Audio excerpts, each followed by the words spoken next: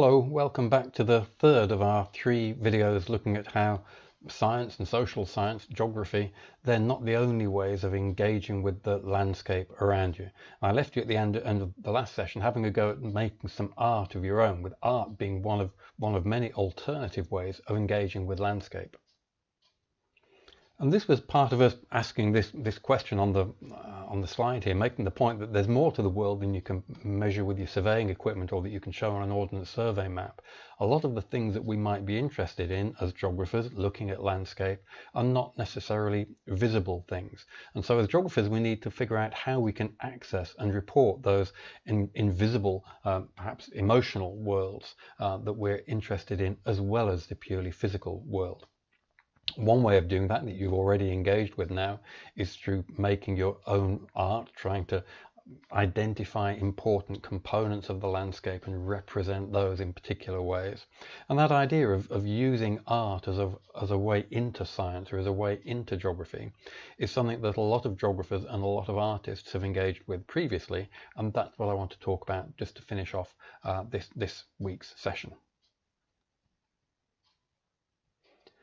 Now you'll find examples of this at lots of different scales. At the big scale, for example, here's Cape Farewell, which is an organisation supported by the Arts Council, where the artist David Buckland set it up as a way of getting artists and scientists to work together, initially as a response, a cultural response to climate change. And the way the first expeditions worked was that Buckland got together a bunch of scientists and a bunch of artists of different kinds, writers, painters and so on, stuck them together in a boat and sailed them off into the Arctic for an expedition. And they worked together, the scientists doing science, the artists doing art, and overlapping, inspiring each other in the work that they were doing. So artists were producing work in response to the science that they saw the scientists doing, and so on.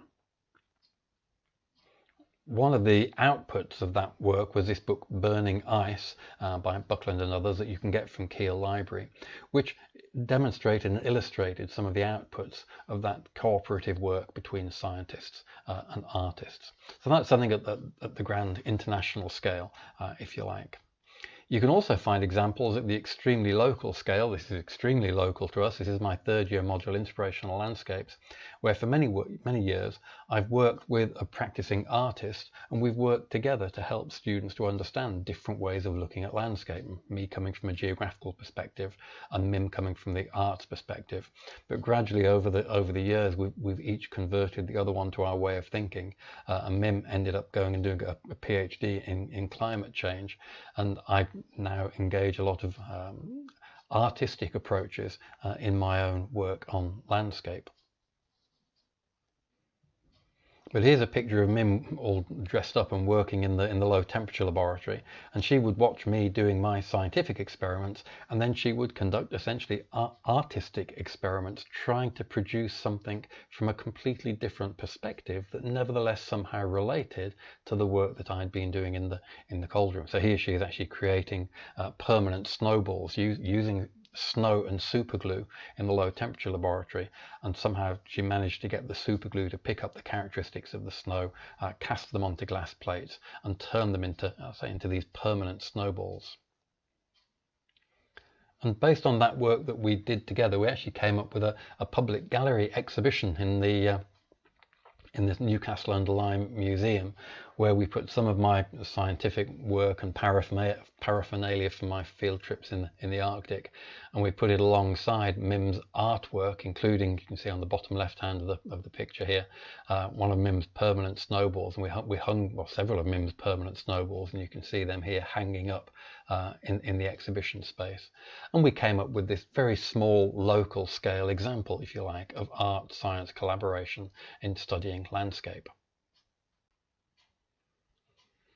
Now, if you search the literature or the news for examples of artists, scientists and scientists working together, a lot of the work that you'll find, especially if you do it from a geographical or landscape perspective, is environmental art, where artists and scientists have worked together as a way of communicating issues about environmental change, climate change, global warming and so on, communicating those issues to a public who may not be receptive to articles in the Journal of Glaciology and so on. So here's an example where Greenpeace worked with the artist John Quigley. He made this massive painting on the ice, and then as the ice melted, as the Arctic sea ice melted, the painting collapsing into the ocean was symbolic of the climate change and the environmental damage.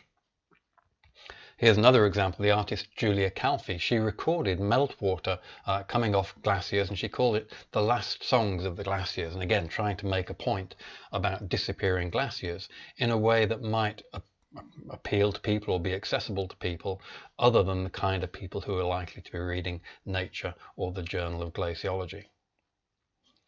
And sometimes these environmental artists were focusing not on the general big issue of climate change, but on specific events. For example, in 2002, a portion of the Antarctic ice sheet, or the Larsen B ice shelf in Antarctica, collapsed into the ocean. So a massive retreat of the margin position, the ice front position of the ice shelf. And just think for a minute, how might you respond to that in an art way? If you were trying to communicate about this to people, but you knew the people weren't going to be interested in reading a scientific paper. Just think for a moment before I move on to the next slide how you might do that. Would you paint something, or are you going to go back to your ballet from the previous exercise? What might you do? Well, here's what the group British Sea Power did. They wrote a song and they performed a song, and you can see it on YouTube. You can see the link there, and I'll put that up on the KLE for you. But as you can see from the lyrics here, and there's pictures of them on the right performing their song, they made a song that's going to appeal to a very different group of, well, to appeal partly to a different group of people from the kind of people who are going to be reading the Journal of Glaciology and so on. You can communicate the same thing in different ways to different groups of people with different interests. And you can include bits of science in with the art. You can include bits of art in with the science. So in amongst this song, you'll find facts or bits of information about the Larsen B, which is fresh water. It's desalinating the sea. It's reducing the salinity of the ocean, so that there's scientific information. 12,000 years the length of time. 500 billion tons of ice. There's lots of information in there about the ice shelf, but it's incorporated into an unfamiliar or a medium which is different from the medium in which you normally experience glaciology and environmental change.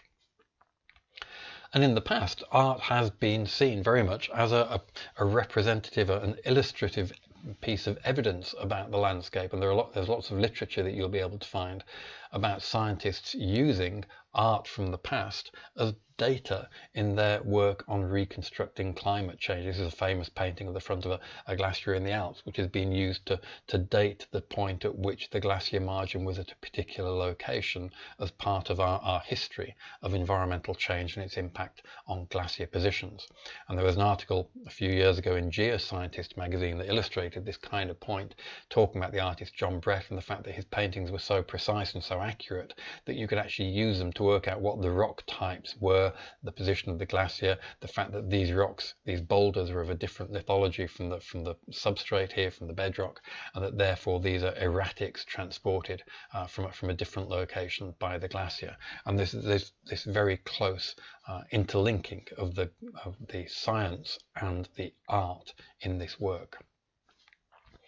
Now, other artists work in a different way from that. They don't try to present science. They're not presenting their work as scientific data, and they're not necessarily even working, like myself and Mim, they're not working alongside scientists. They're deliberately trying to produce something which is different from science, or as Elizabeth Jackson here says, it's an alternative interpretation of glaciers, not a scientific interpretation. She's not trying to work with scientists or to represent what scientists are doing.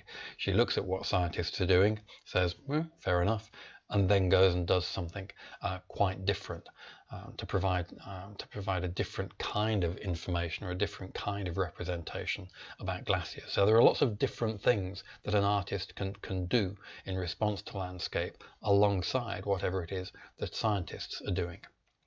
And that applies to you. You are geographers, you're scientists and social scientists, and you can approach your landscape from that scientific and social science point of view.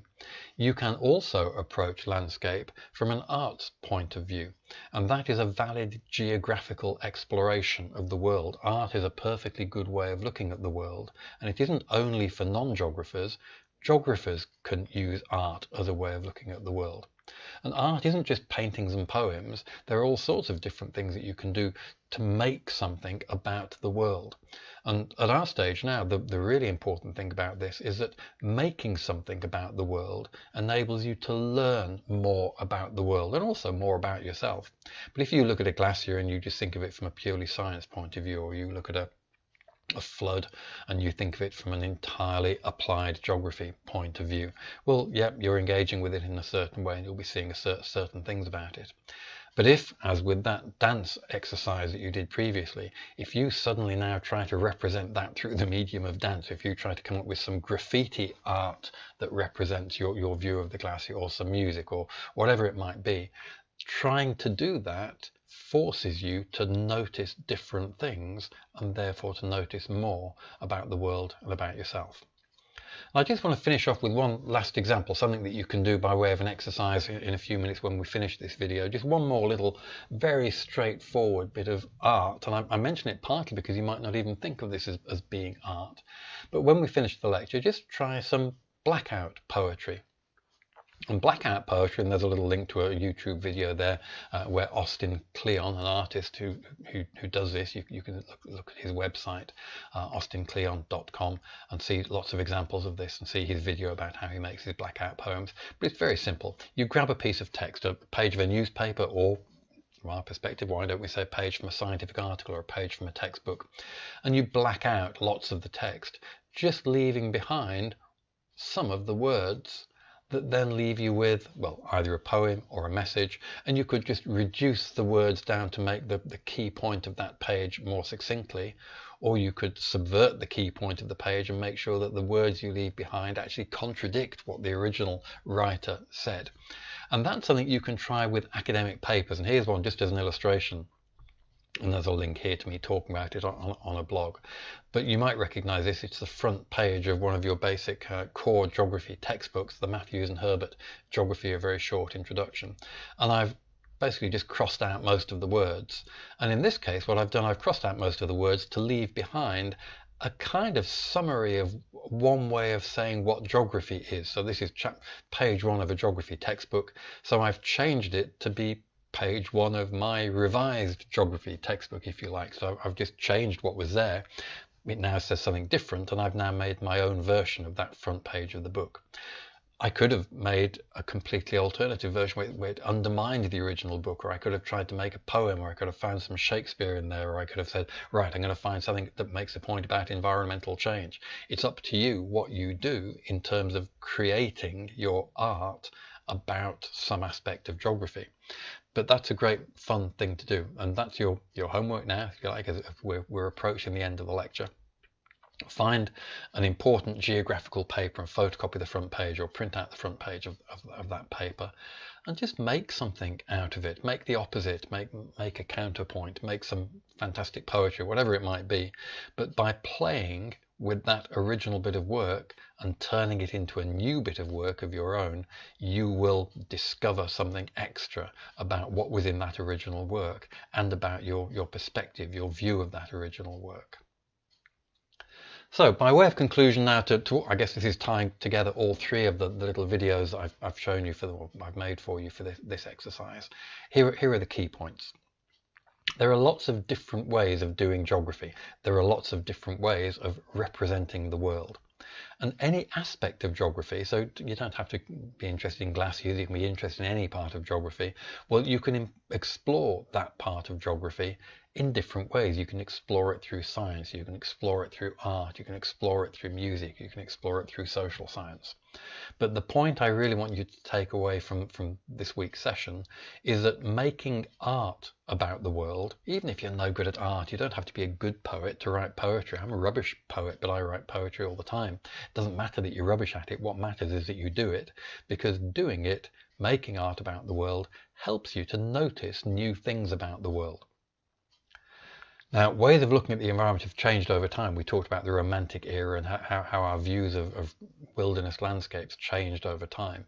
So geographers today draw on a rich disciplinary history and a rich cultural history. In other words, lots of geographers have been doing this for a long time, and lots of people in general have been doing this for a long time. So there's lots of literature about this, and you can go away and find that literature. In other words, this is my subtle hint that there's stuff that you can read about this, and you will find that there are lots of art science collaborations out there involving geographers. So this is a real thing in geography, and it's something that you could engage with in the future if you want to. And if you are interested in that, then this is something we can explore further next year in the Inspirational Landscapes module, GEG 30014. In terms of suggested reading for this, there's lots of stuff you can find. You can just Google environmental art or creative geographies, or use your usual search engines to find things on that. There's no shortage of literature. But I'm going to work on the assumption that most of you probably just want a quick start, minimum bit of background reading. And so because I wrote it kind of partly with this lecture in mind, and certainly with the Inspirational Landscapes module in mind, I'm going to recommend you this relatively new book of mine, Knight, PG 2019, Glacier, Nature and Culture. And there's lots of copies of this, including electronic copies, in Keele Library, so you shouldn't have any trouble getting hold of it. And if you can't be bothered to read the whole book, then can I just suggest you at least have a look at chapter 1, Ways of Thinking About Glaciers, because it very much picks up on what we've been talking about in these sessions. And if you are interested in that, then of course, well, this whole topic, not just the glaciers, but if you're interested in what we've been talking about during this session, then I'll very much look forward to maybe working with you next year in the third year module, Inspirational Landscapes. So thanks very much for joining in with this session, and I'll maybe look forward to seeing you in future sessions next year. Okay, thank you very much.